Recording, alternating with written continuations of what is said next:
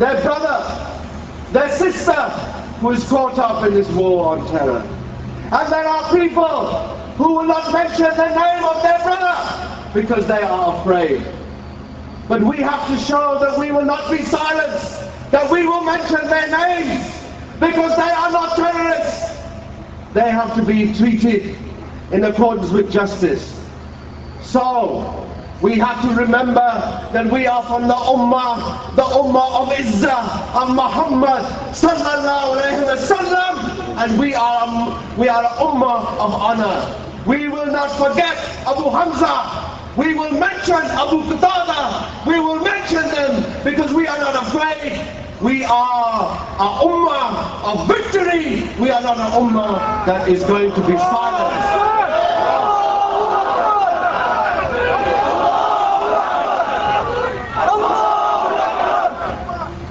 We said that this started before 9/11, and many people think that this is all lies.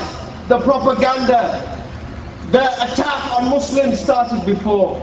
We have our next speaker, Saghir Husain, who is a lawyer, is going to speak about Rashid Ramda, a brother who has been in jail for 10 years or more, who is attempted extradited to France on 9 occasions. Saghir. Assalamu alaikum wa rahmatullah. Brothers and sisters, the Crusaders are not satisfied with killing thousands in Afghanistan and Iraq. The Crusaders are determined to take the war onto Muslims into Britain and the other parts of Europe.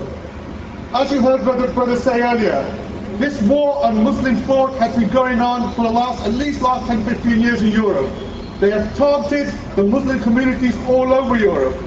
It's only after 9/11 that things have come to the forefront. One of those brothers is Rashid Ramda. Rashid Ramda is a brother who fled, took refuge from the puppets of the Crusaders in Algeria. He has been in Europe for the last 10 years. The British government has tried to extradite him to France on 9 different occasions. On 9 different occasions, alhamdulillah, they failed. They have failed, yet they still keep him what his solicitors call a concrete coffin at the British Gulag, which is also known as Belmarsh. However, he has gone through many sort of problems. He's had mental breakdown, he's had other health problems. They have stopped him seeing his mother. His mother has been refused a visa to come and see him for the last 10 years. But his mother is not accused of doing anything wrong.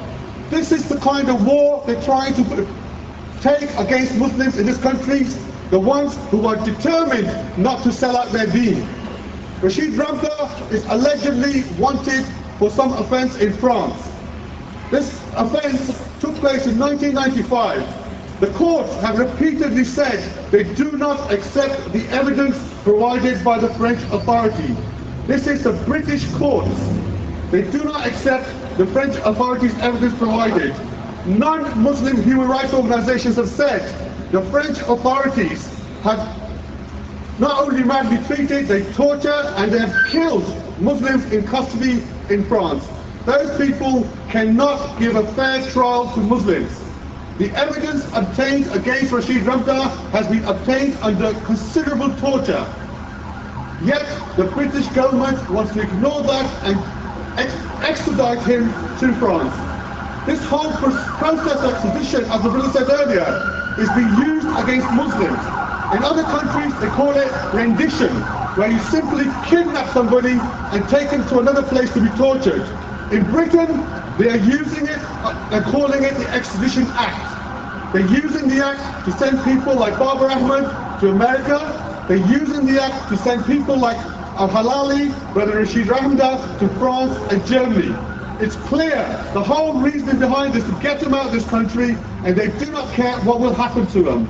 I urge you, brothers and sisters, not to forget these individual cases.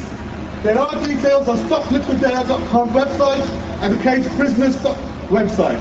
Those details, please, not only give us your du'as, but also show us your support. These brothers must not be forgotten. As we all said, from today onwards, we must promise, give a promise to Allah that every single brother who's been detained and held as a political prisoner will get our support, inshallah. As has been said,